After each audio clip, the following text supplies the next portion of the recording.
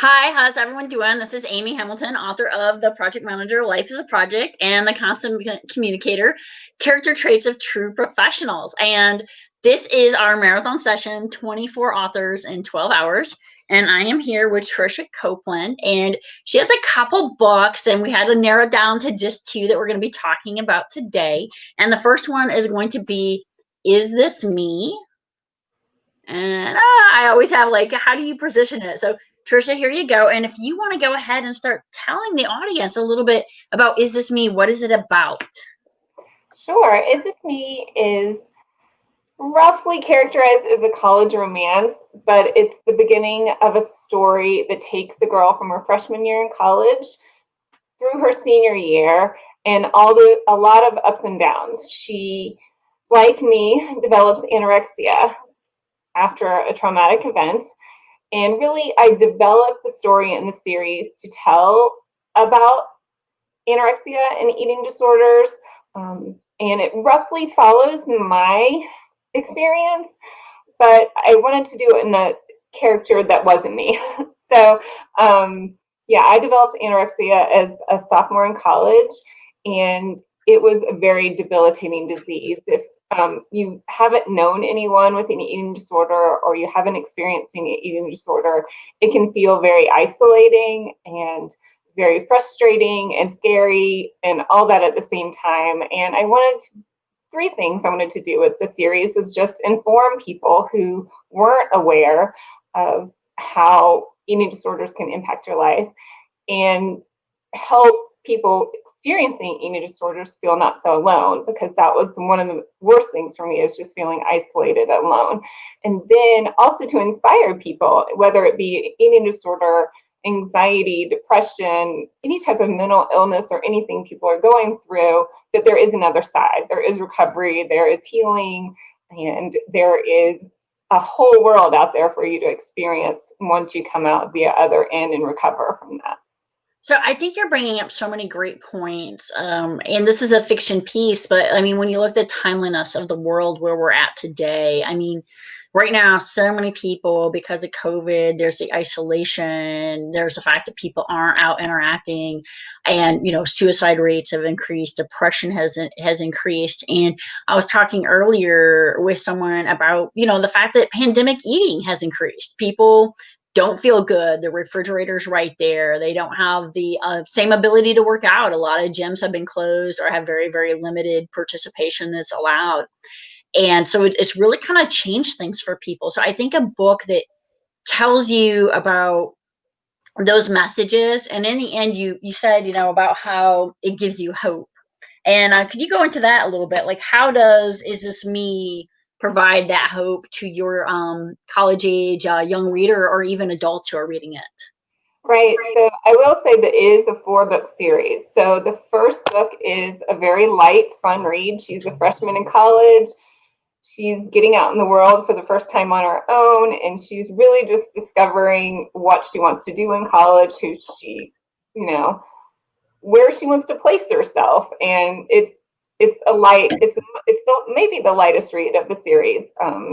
There's a little bit of a love triangle there, and there's also issues with her friends and her deciding, hey, I won't go into too much detail because I don't want to give it away, but there's one issue where she's like hiding things from her friends and not being upfront and honest with them, and she has to take a step back and say, hey, wait, is this really who I want to do, or who I want to be? Is this really who I am? So that's sort of why it got entitled Is This Me?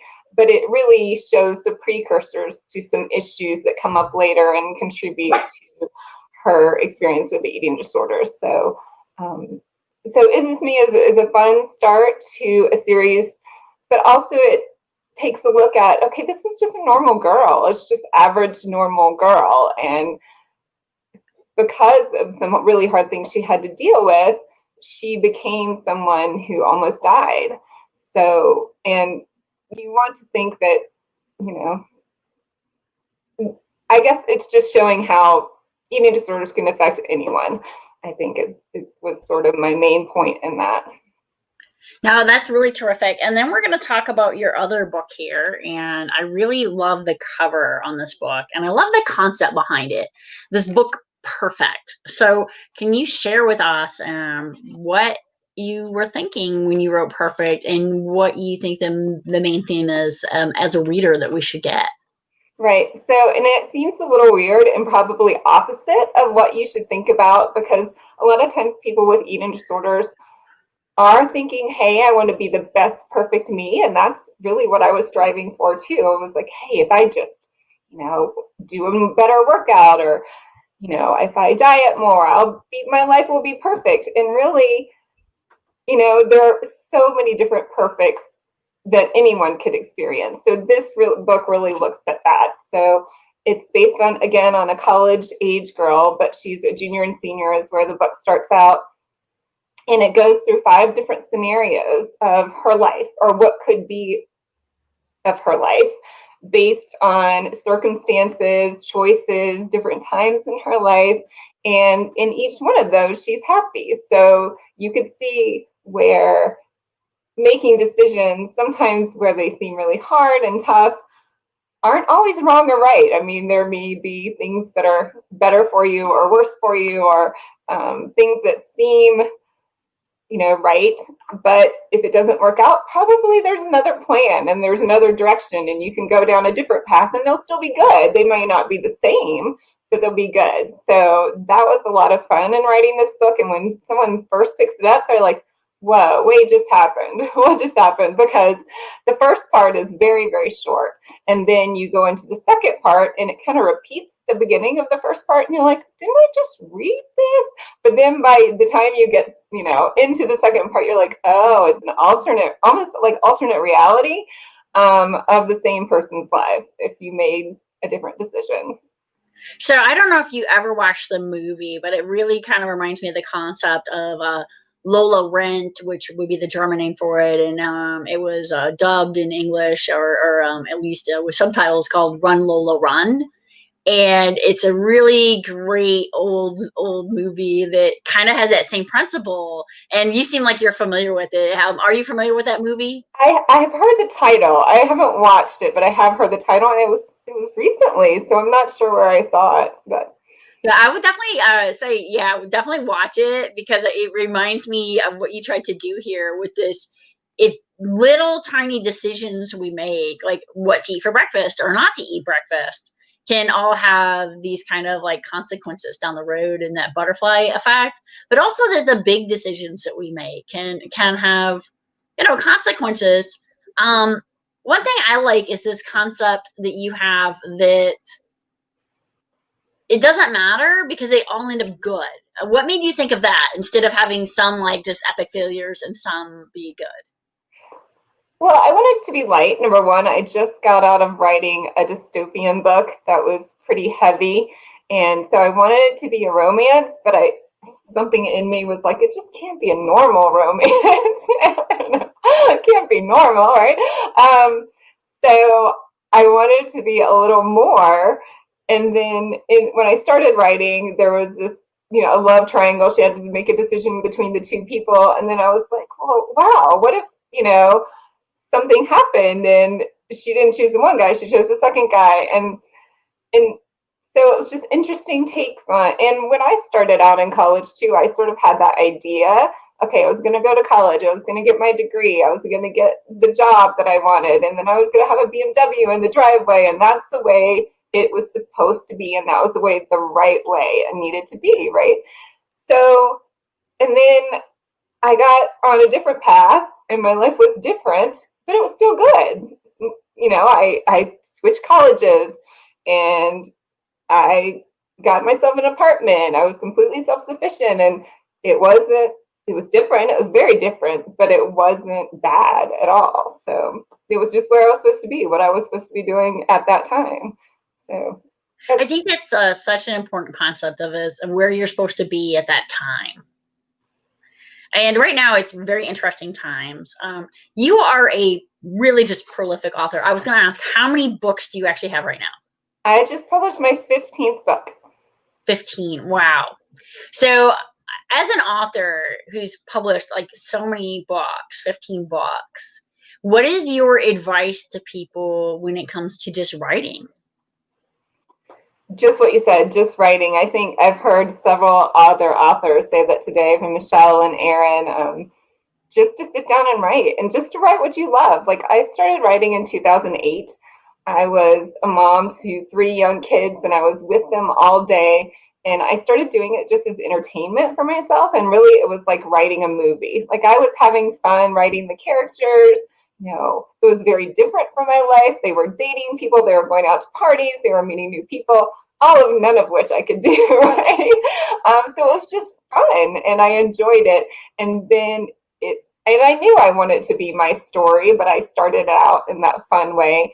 And it was a very easy way for me to maybe process everything that happened to me like 20 years later, when I had more perspective on the whole experience. So yeah, it's just write it down, write what you love, and you know, do it with heart and do it with meaning. And I think the rest, finding an editor that gets you and sees your vision and where you want to go, and finding other people that are going to help support you, formatting and all those cover things and marketing and all that kind of stuff, can be secondary to just writing it down. So you started this 12 years ago. What's different now than when you first started writing? I'm a better writer. That's a good thing. So when I first started writing, I had like all this dialogue. Like, really, it was a movie script. My editor took it and she was like, "Whoa, woman." I sent her 180,000 words. And then we broke that up into 2 books. So the first book would have been like 100,000 when we started, and then I got it down to 85,000. So that was like 15,000, probably just all dialogue.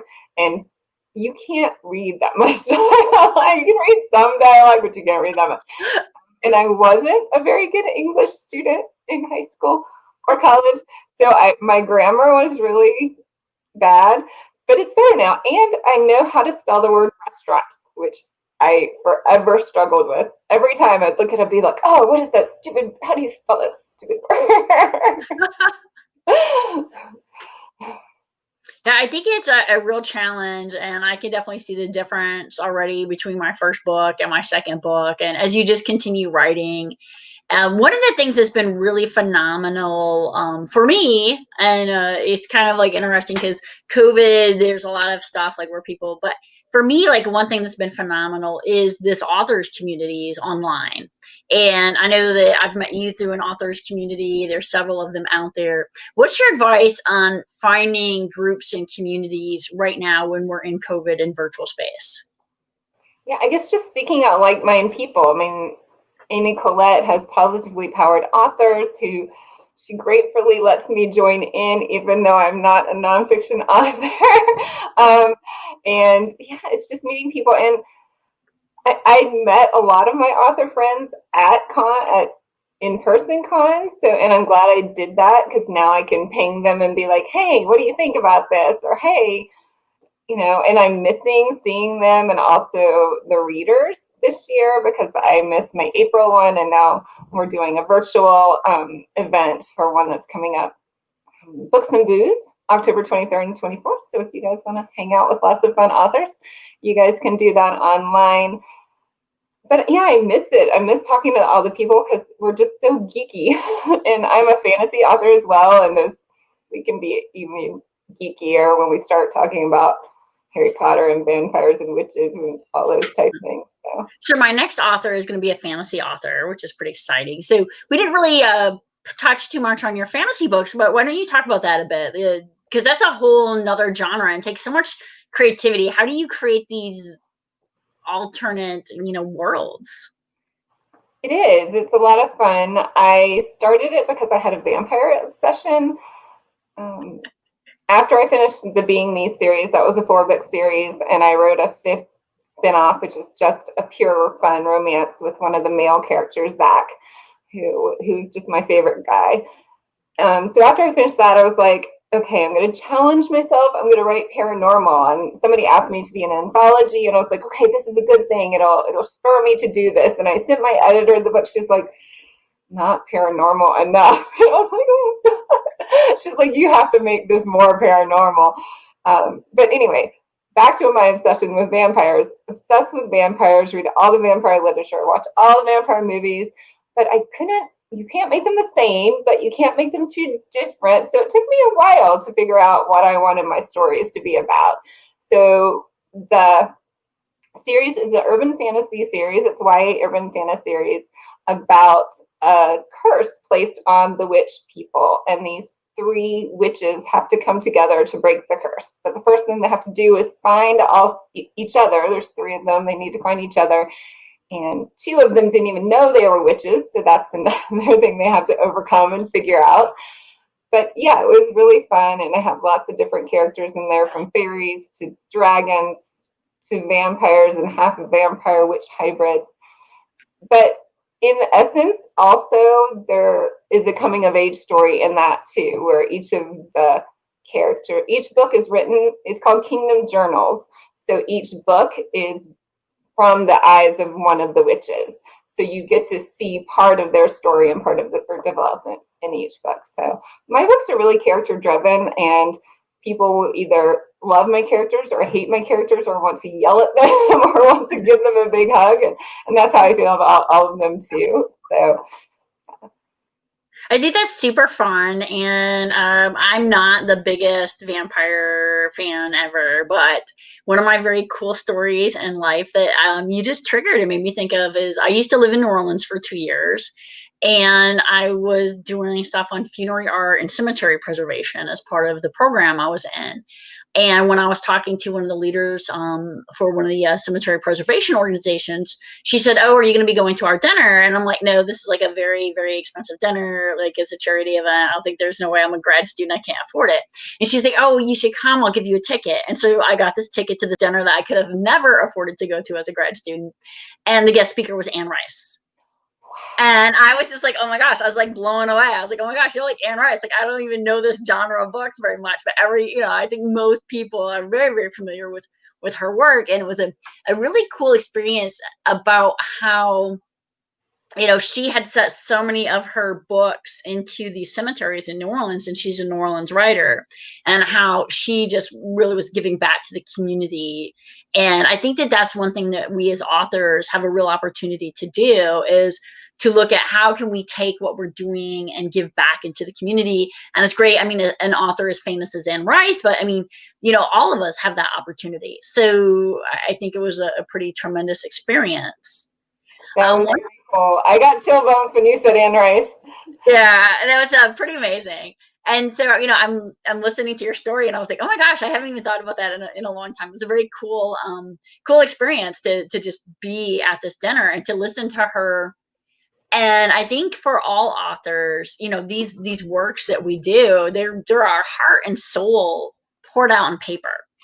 And one of the themes today that's really come out is it can be a challenge on feedback. And you said, oh, some people love my characters. Some people hate my characters. Some people are just like, want to scream at my characters. How do you, as a very experienced author now, doing this for 12 years, 15 books, how do you interpret and process the feedback you get, both the good and the bad? Well, I love when I get great reviews, obviously. And it's funny because one of my author friends, she was like, I never look at the reviews. They make me too crazy. And I am a crazy person. Like, I will go on Goodreads every day. Is there a new one? Is there a new one? Is there a new one? But I take the feedback and apply them to my future work. But some books just aren't for some people. Like, somebody will review my book and they'll be like, oh, this is horrible. I didn't expect it to be. And they're just not my reader. Not every person is going to be your book's reader. Like, you might not like YA fantasy that's set in a high school in Los Angeles with cheerleaders. That might not be your thing. You might think it's stupid and pointless. And right, you might think it's stupid and pointless. So everybody's not going to be my reader, and that's okay. And yeah, and I know I'm not perfect. I'm definitely not Anne Rice or Stephen King or John Grisham or even J.K. Rowling. So, I get better, I think, at writing each book, and I've definitely learned. I take tons of classes about plot and characters and setting and building worlds, and those really help and inspire me and help refine my writing, make it better, which I continually want to do.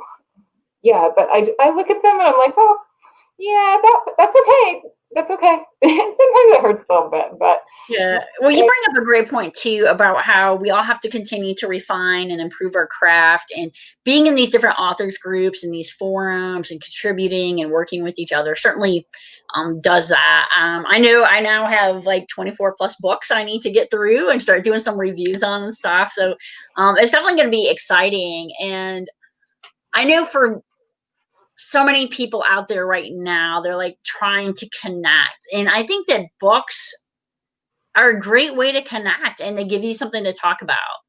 And one of the things that I think is great is the traditional kind of book club. You know, you meet with your group and like once a week you talk about different books, or once a month, or however often it is. And I mean, you have enough books now. You could do a Tricia Copeland book every single month for a year, over a year.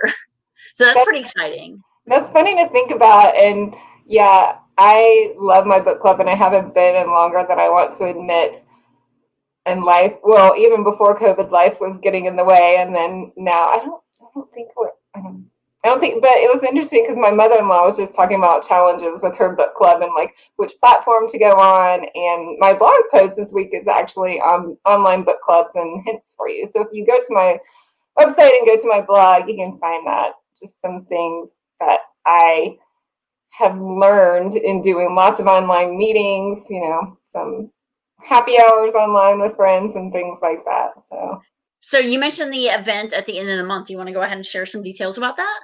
Sure, there's a Books and Booze event. That's a Facebook event. It's going to be October 23rd and 24th, and it's free for readers, obviously. You just go, and each author is going to have time to say what their books are about, but also we're going to have different panels. So like my panel is going to be a world building panel on how you do world building or ideas for world buildings, and readers can join in those panels and ask questions. So you may be someone who wants to start writing, or you may just be a reader that's super geeky like me about world building and want to talk about how you build this dystopian or fantasy or whatever world you're going to build, right? So we have lots of different panels. And then, yeah, just lots of different giveaways too. I think all the authors normally, I know at my table, I always have like enter a drawing to win this free book. So we're going to be doing a lot of that as well. So you bring up a really great point. So for the rest of the day, anybody out there, my books are absolutely free. You can download them on Kindle Unlimited or Kindle, the regular version. And so just go to Amazon.com. You can download them. And I think that, that's definitely one thing we're missing. I miss taking my business cards and putting them in the fish bowls. I mean, it's kind of like, And now I just got new business cards too. I was like, But your books were really an interesting take on a business book, telling a story to tell a business principle. So I was quite interested in that and quite excited to dive into those as well.